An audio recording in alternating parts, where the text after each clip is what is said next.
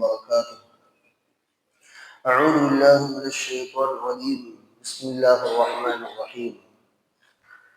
ولو نزلنا عليك كتابا في قرطاس எழுதப்பட்ட ஏடாக இந்த குர்ஆனை நாம் உங்களின் மீது இறக்கி இருந்தாலும் ஃபலமஸூஹு பிஐதீஹிம், அந்த இறை மறுப்பாளர்கள் அந்த வேதத்தை தன் கரங்களால் தொட்டு தடவினாலும் லகால் அல்லதீன கஃபரு, அந்த இறை மறுப்பாளர்கள் சொல்லுவார்கள் இன் ஹாதா இல்லா சிஹ்ருன் முபீன், இது பகிரங்கமான சூனியமே தவிர வேறில்லை என்று சொல்லுவார்கள். அல்லாஹு ஜல்ல ஷானஹு தஆலா குர்ஆனை ஏட்டாக இறக்கவில்லை. நம்மிடத்தில், நம்முடைய வீடுகளில், நமது பள்ளிவாசல்களில், மதரசாக்களில் எவ்வாறு குர்ஆனை ஒரு ஏடாக, ஒரு புத்தகமாக வைத்திருக்கிறோமோ, இந்த புத்தகமாக அல்லாஹு தஆலா குர்ஆனை இறக்கல. குர்ஆன் இறங்கியது நபியின் மீது அல்லாஹு தஆலா இறக்கி வைப்பான். இந்த குர்ஆனினுடைய கணம் அல்லாஹ் சொல்றான், லவ் அன்ஸல்னா ஹாதல் குர்ஆன அலா ஜபலின் லரஐதஹு ஹாஷிஅன் முத்தஸத்திஅன் மின் ஹஷ்யத்தில்லாஹ். இந்த குர்ஆனை நம்ம மலையின் மீது இறக்கி வைத்தால் மலை வெடித்து சிதறிவிடும். அவ்வாறான இந்த குர்ஆனை நாம் நபியின் மீது இறக்கினோம். நபி அதை தாங்கினார்கள். நபி மேல இறங்குறது எந்த சஹாபாக்களுக்கும் கண்ணுல தெரியாது, எப்படி இறங்குது என்னது. ஆனா இறங்கும் பொழுது நபியினுடைய ரியாக்ஷன் தெரியும். முகமெல்லாம் வேத்து போயிடும். அப்படியே மாதுளம்பழம் முத்துக்களை அப்படியே பார்த்த மாதிரி அதை உரிச்சு வச்சு அப்படி இருக்கும். அந்த மாதிரி முகமெல்லாம் வேத்துடும், தாரையா ஊத்த ஆரம்பிச்சோம். அது குளிர்காலமாக இருந்தாலும் சரியே. ஆயிஷா ரலியல்லாஹு அன்ஹா இட்டு கட்டினதுக்கு அப்புறம் ஒரு மாச காலம் வகி வரல. ஒரு மாசத்துக்கு அப்புறம் வகி வந்துச்சு. அப்ப ஆயிஷா ரலியல்லாஹு சொல்றாங்க, அந்த நேரம் குளிர்காலம், வேர்க்கவே வேர்க்காது, அந்த மாதிரியான ஒரு காலம். அரபு தேசங்களில் பாலைவனங்களில் வெயில் என்றால் ரொம்ப கடுமையான வெயிலா இருக்கும், பனினாலும் அதுக்கு தகுந்த மாதிரி ரொம்ப பனியா இருக்கும், பனி காலம். ஆனால் நபிக்கு வகி வந்த பொழுது நான் பார்த்தேன், அவர்களுடைய முகம் முழுமையாக வியர்த்து, அவர்களுடைய உடம்புகள் எல்லாம் வியர்த்து கொட்டிவிட்டது. அந்த அளவுக்கான வியர்வை. இந்த மாதிரி வகி வரக்கூடிய வகைகள் என்று ஒன்று உண்டு. ஒன்று ஜிப்ரீல் அலைஹிஸ்ஸலாம் வந்து தருவாங்க. இன்னொன்று அல்லாஹு தஆலா உதயமாக்குவார். ரெண்டு. இன்னொன்று ஒரு மணி அடிப்பதை போன்று, மணி ஓசையை போன்று அல்லாஹு தஆலா அந்த வகையை இறக்கி வைப்பார். இவ்வாறு வகையினுடைய வகைகள், குர்ஆன் இறங்கிய வகைகள் இவ்வாறு. அது ஏடாக எழுதப்படலை. நம்ம எப்படி சூரத்துல் ஃபாத்திஹால இருந்து குல் ரப்பினாஸ் வரைக்கும் நமக்கு இப்ப எப்படி ஏடா இருக்கு, ஏடா இல்லை. சஹாபாக்கள் ஒரு சிலருக்கு ஒரு சில சூரா தெரியும், சூரத்துல் பக்ரா தெரியும். இன்னொரு சஹாபிக்கு சூரத் ஆல இம்ரான் தெரியும்.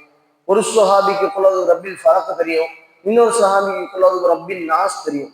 இவ்வாறுதான் கலவையாக இருந்தது.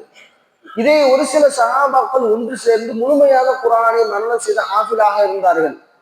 இவ்வாறு இருக்கும் அந்த தருணம் யமாமா போர்ல ஒரு 70 ஹாஃபில்கள் கொல்லப்பட்டாங்க. 70 ஹாஃபில்கள் முழுமையாக கொல்லப்பட்ட உடனே அதற்கு பின்னால் ரசூல் ஸல்லல்லாஹு அலைஹி வஸல்லம் காலத்துக்கு பின்னால் அதற்கு அடுத்து அபூபக்கர் சித்திக் ரலியல்லாஹு அன்ஹுடைய காலத்துலதான் இந்த ஒரு மஷூரா வருது. இத்தனை சஹாபாக்கள் ஹாஃபில்கள் இறந்து போயிட்டாங்க. ஹாஃபில்கள் தான் ஒரு உம்மத்தினுடைய சொத்து. குர்ஆன் முழுக்க எல்லாத்தையும், உலகத்தில் உள்ள எல்லா குர்ஆனையும் யூதர்களும் கிறிஸ்தவர்களும் எரிச்சுட்டாங்க. இஸ்லாத்திற்கு பகைமையா உள்ளவங்க எரிச்சுட்டாங்க. ஹாஃபில்களுடைய உள்ளத்துல அல்லாஹ் குர்ஆன் வச்சுக்கலாம், கொண்டு வந்துருவான். உட்கார்ந்து எழுதுனா ஒரு நாள்ல குர்ஆனை திரும்ப ஒரு பிரதியை உண்டாக்கிட முடியும். அல்லாஹ் குர்ஆன்ல சொல்றான், இன்னா நஹ்னு நஸல்னா ஸிக்ர வ இன்னா லஹு லஹாஃபிதூன். இந்த குர்ஆனை நாமே இறக்கி வைத்தோம். இந்த குர்ஆனை கியாமத் நாள் வரைக்கும் நம்மளே பாதுகாப்போம். ஒரு எழுத்தை மாற்ற முடியாது, ஒரு எழுத்து, ஒரு நுக்தாவை மாற்ற முடியாது.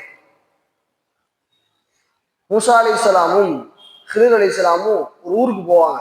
அந்த ஊர்ல சாப்பாடு தர மாட்டாங்க. ஒரு ஊருக்கு விருந்தாளிகள் வந்தா சாப்பாடு தர்றது அந்த ஊரின் மீது கடமை. அப்போ அது வந்து அந்த காலத்துல ஹோட்டல்லாம் கிடையாது. மூசா அலைஹிஸ்ஸலாமும் ஹிதர் அலைஹிஸ்ஸலாமும் போறாங்க. இது 3வது சம்பவம். 3 சம்பவம் நடக்கும். அந்த 3வது சம்பவம் இது. அங்க உள்ள ஊருக்காரங்களுடைய அந்த சவரை போய் சரி செஞ்சு வைப்பாங்க, சாப்பாடு தராத ஊருக்காரங்க. அந்த ஊருக்காரங்க, அது பெரிய வரலாறு. அதுக்கப்புறம் அவங்க சொல்லுவாங்க, அதுக்கு கீழே 2 எத்தீம்களுடைய சொத்து இருக்குது, அதை பாதுகாக்கிறதுக்காக நான் இப்படி பண்ணேன். கொஞ்ச காலத்துக்கு அப்புறம் நபியினுடைய காலத்துல அந்த ஊருக்காரங்க வந்தாங்க. யா ரசூலல்லாஹ், எங்களது ஊரை பத்தி உங்க குரான்ல தப்பா ஒரு வார்த்தை இருக்கு. என்னன்னா அவர்கள் சாப்பாடு கொடுக்க மறுத்தார்கள், விருந்தோம்பல் செய்ய மறுத்தார்கள் அப்படின்னு இருக்கு. அதாவது இது எங்க ஊரின் மீது ஒரு களங்கத்தை ஏற்படுத்துது. எங்க ஊருக்காரங்க எங்களுடைய மூதாதையர்களை ரொம்ப தப்பா சித்தரிக்குது. அது உண்மைதான், நாங்க மறுக்கல. ஆனா இப்ப நாங்க இஸ்லாத்துக்கு வர்றோம், அதுக்கு பகரமா நீங்க என்ன செய்யுங்க, உங்க குரான்ல பே இருக்குதுல்ல, அந்த பௌவை கீழே உள்ள புள்ளிய மேல வச்சு இன்னும் எக்ஸ்ட்ரா ஒரு புள்ளியை வைங்க. சாப்பாடு கொடுத்தார்கள், விருந்தோம்பல் செய்தார்கள் அர்த்தம் வந்துடும் அப்படின்னாங்க. நபிசுல்லாஹி எப்படி இருக்கும், ஒரு புள்ளி ரொம்ப எக்ஸ்ட்ராலாம் இல்லை, கீழே இருந்து ஒரு புள்ளியை மேல வச்சு எக்ஸ்ட்ரா ஒரு புள்ளி வச்சோம்னா சாப்பாடு கொடுத்தார்கள் அர்த்தம் வந்துடும். நபிசுல்லாஹி ரொம்ப கடுகெடுத்துட்டாங்க. யூதர்கள் நஸ்ரானிகள் தங்களது வேதங்களில் கையாடல் செய்ததை போல நான் செய்வேன்னு நினைச்சுக்கிறாங்க. அது நபிசுல்லாஹி ரொம்ப கோபப்பட்டாங்க. இப்ப இந்த இடத்துல அல்லாஹ் சொல்றான், நமக்கு ஈஸியா நமக்கு குரான் கிடைச்சிட்டதுனால அந்த குரானுடைய மகிமை தெரியல, குரான் எடுத்து ஓதுறதுக்கு மனசு இல்லை.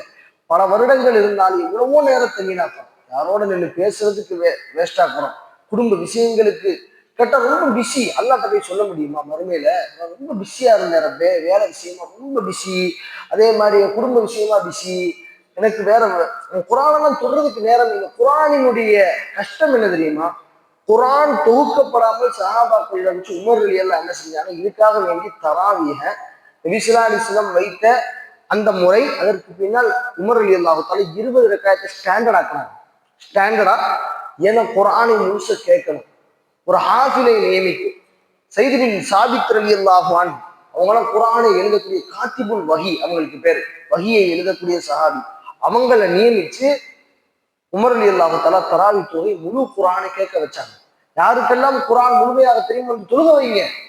ஒரு வருடத்தில் ஒரு மாதமாவது மக்கள் முழுமையாக குரானை பாதுகாத்து கேட்கணும். அதனால தான் நம்ம பள்ளிவாசல்கள்ல, உலகம் முழுக்க உள்ள பள்ளிவாசல்கள்ல ரமலான் மாதத்துல ஹாஃபில்களை நியமிச்சு அதுக்குன்னு ஒரு தனியா ஒரு செலவுகள் செய்து, அது என்ன ஆனாலும் பரவாயில்லை, நமக்கு மக்கள் குரானை கேட்கணும்னு மக்களுக்கு மத்தியில இந்த ஒரு விஷயத்தை, ஒரு சுண்ணத்தை உருவாக்கணும். உமர் ரலியல்லாஹு முழு குரானையும் கேட்கணும், வருஷத்துக்கு ஒரு தடவையாவது பாதுகாத்து கேட்கணும். ஏன்னா அப்பதான் அவங்களுக்கு அதனுடைய கஷ்டம். அப்போதைக்கு குரான் தொகுக்கப்படலை.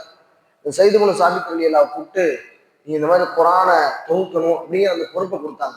நீங்க தான் இன்சார்ஜ், குரான்ல எது தப்பு இருக்குதா, யாராவது கொண்டு வர்றதுல ஏதாவது எழுத்து பிழைகள் இருக்குதா, நீங்க தான் எல்லாத்தையும் பார்த்து ஒண்ணு சேர்த்து ஒரு பிரதியாக வெளியிடணும்ட்டு அவங்கள்ட்ட தான் பொறுப்பு பிடிக்கப்படுது. அவங்க சொல்லிட்டாங்க, மலையை பொழந்து கொண்டு வர சொன்னா நான் கொண்டு வந்துருவேன். இது சாதாரண விஷயமா, குரானை தொகுக்கிறது சாதாரண விஷயமா? உடனே உமரலியில எவ்வளவோ சொல்லி பார்த்து அதற்கு பின்னால் ஒரு வழி இல்லாம, அல்லாஹ்வுடைய குரானை தொகுப்புறமே இதை தப்பு வந்துருமேங்கிற ஒரு வழி இல்லாம ஒத்துக்கிட்டாங்க. அதற்கு பின்னால் உஸ்மான் இப்னு அஃபான் ரலியல்லாஹு தஆலா அன்ஹு அவங்களுடைய காலத்துல குரான் முழுமையாக தொகுக்கப்பட்டு நம்ம இப்ப வச்சிருக்கிறோமே இந்த பிரதியாக வெளியிடப்பட்டது. நீங்க ஹரம் ஷரீஃப் போனீங்கன்னா அங்குள்ள மியூசியங்கள்ல முதலாக தொகுக்கப்பட்ட அந்த குரானினுடைய பிரதியை வச்சிருப்பாங்க. உஸ்மான் இப்னு அஃபான் அதை பார்த்தீங்கன்னா உங்களால ஓதவே முடியாது. ஜபர் ஜேரு பேசு சத்து மத்து எதுவுமே இருக்காது. அவங்களுக்கு மட்டுமே புரியக்கூடிய பண்டைய காலத்து அரபியில் எழுதப்பட்டிருக்கும், 1400 வருடங்களுக்கு முன்னால். அதிலிருந்து அல்லாஹ் நம்ம பிறக்கிறதுக்கு முன்னாடி எவ்வளவு பண்படுத்தி அது நமக்கு புரியுற எளிமையான அரபியாக மாத்தி நமக்கு ஜபர் சேர் போட்டு நமக்கு இப்படி வாழைப்பழத்தை உரிச்சு வாயில வச்ச மாதிரியே குரான் வந்துருச்சு.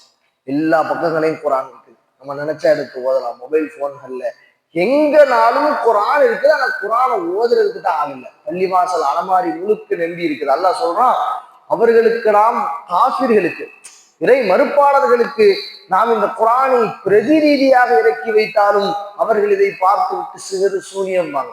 முஸ்லிம்களாகிய நம்மளும் சிறு சூனியம்னு சொல்லலை, ஆனா அது பக்கமே தொடாம அதுக்கு ஒரு மதிப்பு கொடுக்காம நம்ம இருக்கோம். கேட்டா நம்ம எல்லாம் பேசுறோம், நம்ம அல்லாஹ் ரொம்ப உயர்வானவன், அவன் உயிரை விட மேலானவன், இஸ்லாமி உயிரை விட மேலானவர்கள், இந்த குரான் எங்களது உணர்வுகளை விட மேலானது. இந்த குரானுக்கு நம்ம என்ன நேரம் கொடுத்தோம்? குரான், சத்தியம் என்று சொல்றேன், குரானை நீங்க ஓதி உங்களுக்கு நிம்மதி கிடைக்கல அப்படின்னா இன்ஷால்லா என் தவிர்த்து கேளுங்க, சட்டையை பிடிச்சு கேளுங்க. உங்களுக்கு நமக்கு வீட்டுல ஏதோ கஷ்டம், நிம்மதியற்ற நிலைமை, மனசுல சஞ்சலமா இருக்கும், குரானை எடுத்து ஒரு 2 பக்கம் மனதார நம்ம ஓதிட்டோம், அல்லாஹ் நிம்மதியை தரும். ஓதும் போதே தெரியும்.